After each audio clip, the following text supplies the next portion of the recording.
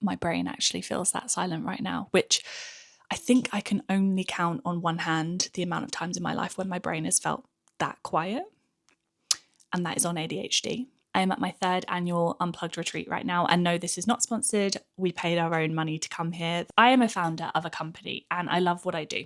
I evidently love social media because I've made an entire career out of it. My business is going well. I've had some really good inbound the past couple months, and I'm potentially starting with some new clients, even though it's the end of the year, which is a massive privilege. I'm expanding my team and I'm doing work that I actually really care about, which is amazing. Everything that I've ever wanted. But the weeks and days leading up to this trip, I would be lying if I didn't say I was a little bit burnt out. Definitely not at the levels that I've been at before, and definitely more manageable. But I think I'd forgotten about some key things, which I know, I'm almost 30. I know that these things are important, but taking the time to turn off. I can quite easily work 12 to 15-hour days over and over again, and then get to the end of the week and wonder why I'm tired.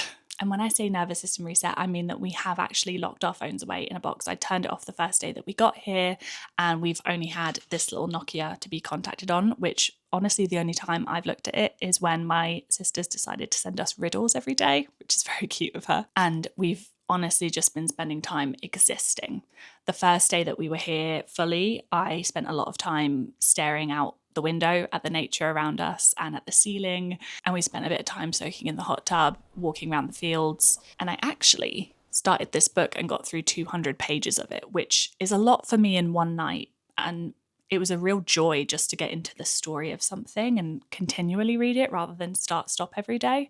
So that was really nice. But taking that day to be without screens meant that I woke up this morning with this renewed sense of energy, and I immediately started vlogging and writing and reading and just getting into my creative sense of self again, and just completely followed my energy with it. And that is what I want to touch on. That is the reason that we are here. What I've been realizing in the 2 days that I've been here, just ruminating on things, is that I can very easily build my life around the work that I need to do and then fill in everything else in between. Whereas I know a lot of people who build in their boundaries. They do the, basic foundations, making sure they eat 3 meals a day, the exercise, the time to themselves, time for their partners, and then they'll build in extracurriculars like activities, sports, learning new things, whatever they want to do, trips. And then the work goes around that to an extent. If people have 9 to 5 jobs, that's pretty set in stone. But I know people who do that. I know that that's a thing that I should do and that exists. And I do carve out some really clear boundaries around, I have a date night every week with my partner, and I make sure to take off like 1 full day a week from everything work-wise. But outside of that, I kind of let work take over a little bit. And there are some basic foundations that I need to build in. So this has been a really good reminder for me of what are the important things that will drive forward not just my business, but like me as a person and my growth over the next year.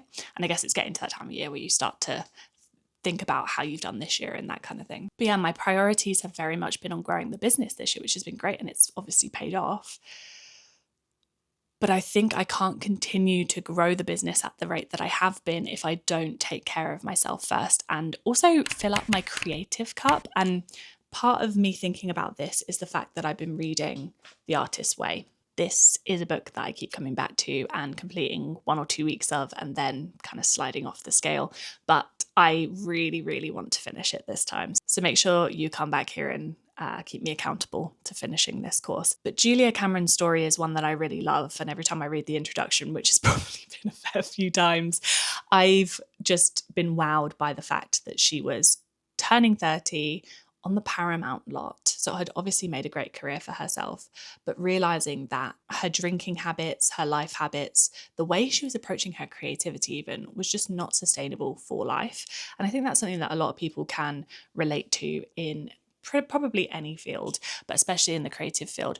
She was saying that essentially she was throwing herself against a wall every time she needed to work on a creative project. And I think sometimes when you're building a business, it can feel like that too. You've got to get to the next level or figure out how an offer works. And so you take on the client and you figure it out as you go, and you just throw yourself at the wall and just make it happen. And then you come out of it and think, well, I've got to keep this going. So you figure out ways of doing it. And I've been very good at doing that. But taking the step back to nervous reset, to just switch off from it for a second, builds me with more motivation to go back to it. Whereas I think when you don't have that space, you can go week to week to week and think, when am I going to get a breather to work on the business? When am I going to get a breather to just be myself and feel like I can just exist? And that has spurred another thought for me, because I get paid a lot of the time to create systems around creativity, which is a really interesting thing, which I've become very good at, but I also think doesn't always work. So what I mean by that in practice is I create systems and processes that mean that creators or founders can create content on a flywheel, so they can keep coming back and making the thing happen. But a lot of these founders or creators will come to me and say, right, cool, we've figured out what works now. So we want to do that again and again and again to the end of time. So I don't have to think about it and I can go over here and do this thing. And yes, to an extent, that is true. You can create the flywheel system, create content without thinking about it, and go away and work on that thing for a little bit of time. But if there's no creativity injected into that system, or you don't come back to see if those things are still working, and things might need tweaking depending on algorithm changes and trends and seasons, then that's going to stop working very quickly. So the system that you built is still a great system, but if you don't inject the life and the creativity back into it, that's not going to work. Now, creating the system means that you can go away and fill up your cup elsewhere. I say this to people that I work with all the time. Their main job when they work with me, once I've created their system, is to go away and get inspiration, have conversations with cool people that only you have access to, read books, distill your thoughts, talk to your community, all of these things. Go away and do that, bring it back, and we'll inject life into the system. But that one is something that is the hardest thing to get other people to do, and also the hardest thing to get myself to do. I think the biggest thing that I'm being reminded of recently in life is that play is really important, and it will just feed into everything that you do. And it seems so simple and so like, duh. Because when you're a kid, when you go out and play, you come up with like the funnest ideas and you connect with your siblings or your parents and you feel full of like joy and life. But then when we get older, we work by systems and KPIs and guidelines. And yes, those things are really important. And I am such a hard ass, I live by them. But also play needs to be injected into those, because otherwise you're just left with a boring system, especially in the social media space. You're not going to stand out if you just figure out the systems to make it work and then go, cool, going to run that on automation now. I think that's what we're seeing a lot with AI generated content. I'm not against necessarily AI generated content, but I'm against only using it.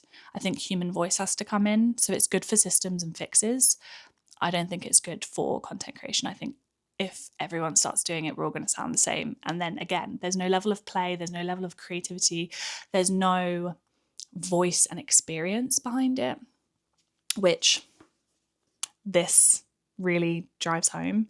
So yeah, I think I've just been thinking about a lot of those things. And in the middle of just existing the past couple of days and writing and doing my morning pages in my journaling, I've realised that that's a really important thing to build into my life. And so coming out of this, what am I going to do differently over the next couple of weeks as a founder?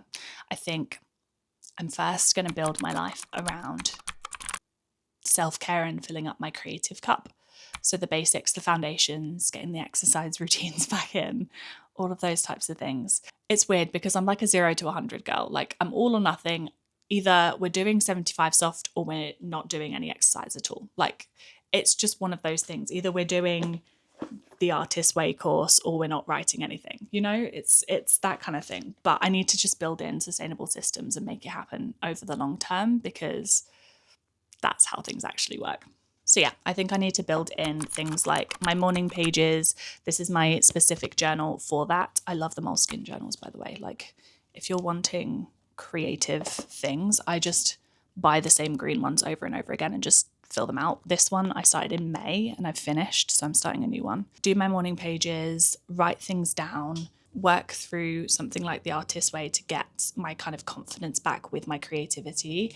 Plan in my work, but try and work at like 85% instead of 100% all of the time, in a good way, like give people the MVP. My partner and I were talking about this in the hot tub just now, but he was saying that he's noticed that I approach every task with 100% of my energy. and that sometimes it would be okay if I just did them at 85%. He said, you know, it's obviously made you successful with doing that. You've done well, but you also have moments where you just throw yourself against the wall and then you need to come back from it. And it did make sense to me, because sometimes you throw 100% of yourself at a project and you send it to a client, and then you need to iterate on it.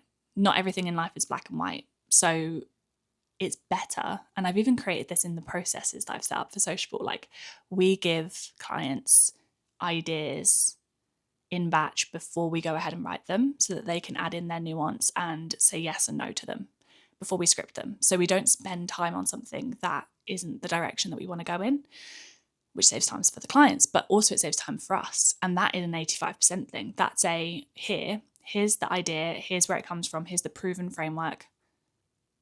Do you want to go for it? And if they say yes, we do. But there's other tasks that I don't have that 85% version. I think that's something I need to start thinking about more and putting into my work. So 85% my work throughout the week.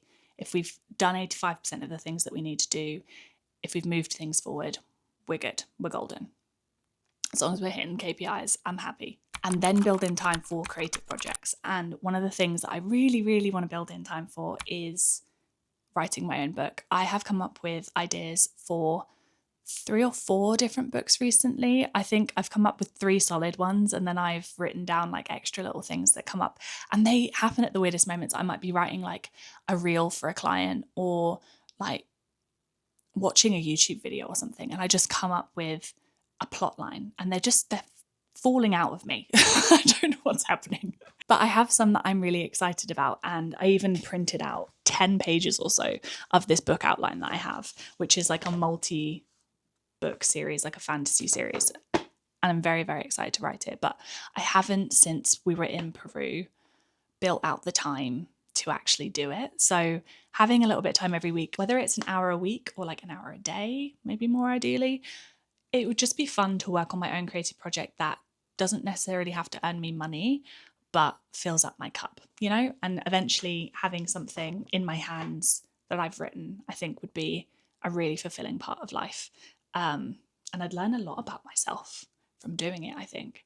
I think what I'm saying is kind of tying together and making sense, but essentially I'm thinking about the way that I rest and the way that I fill up my creative cup so that I can keep building the business that I love.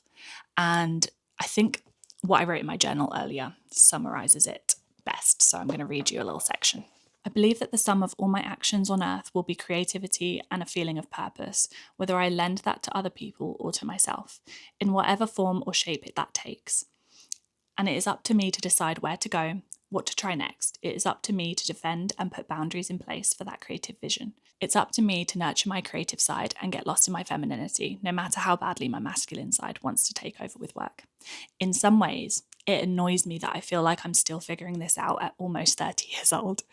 But in others, it feels like everything in life is iterative, not final and black and white. And in that way, I need to be comfortable with always learning and figuring out the next steps. And I think that pretty much sums up what I'm saying and what I'm learning and how I'm feeling. But yeah, this is basically like a little journal entry video for me. But if you haven't taken time out for yourself recently, if you haven't necessarily had a nervous reset, I'm not saying go and spend money on a cabin break, although if you can, I would recommend it. I would say turn off your phone, spend a day or two just in your thoughts, stare at the ceiling, like spend time actively forcing yourself to stare at the ceiling or stare at a nice view, and just let your mind wander and get out all of the just weirdness that sits right at the forefront, and remember who you are, remember what excites you, and see what comes up, because I think it's quite fun and quite exciting.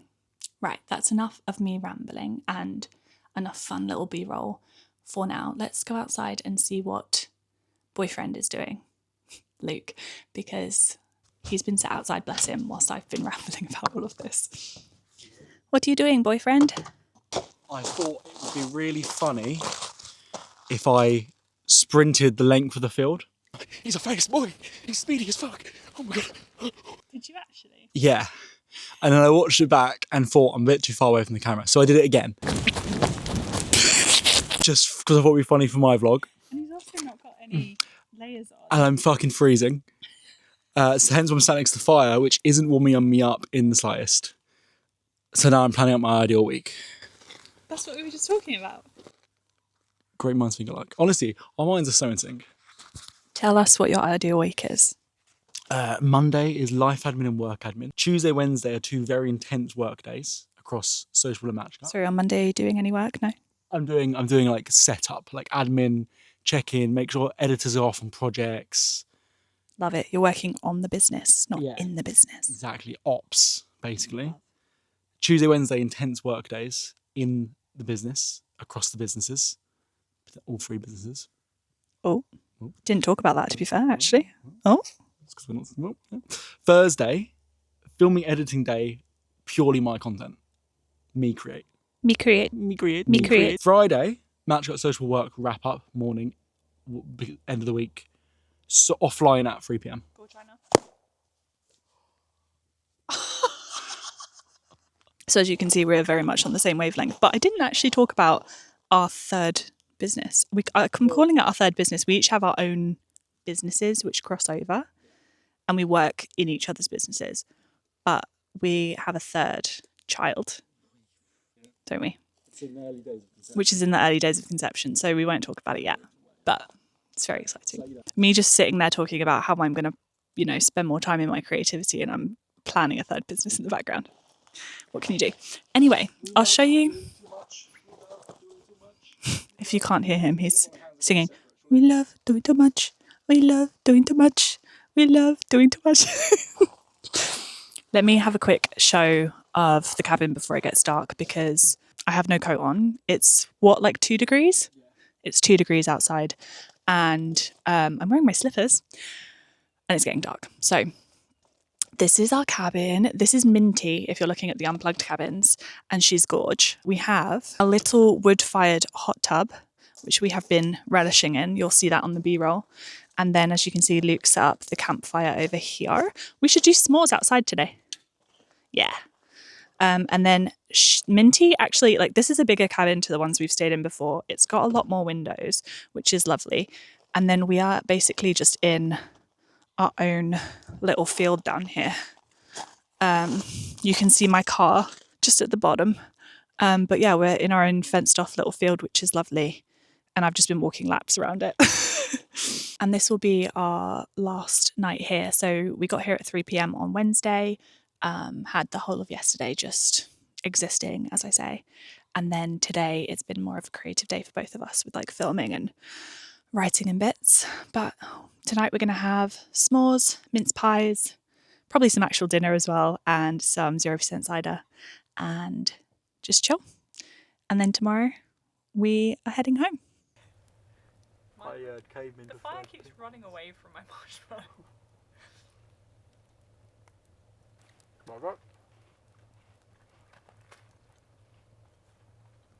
Oh yeah. How's that?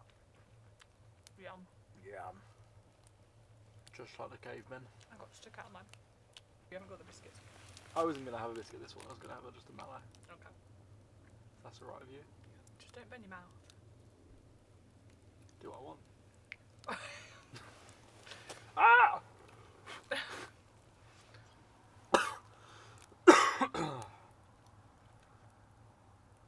Ah, it's hot. I think I'm going to put this one in my backpack. Yeah. I just put my tongue where the fire was and was confused why it was hot. I'm telling you, you're going to burn your mouth because it's hot sugar. That's what they call me.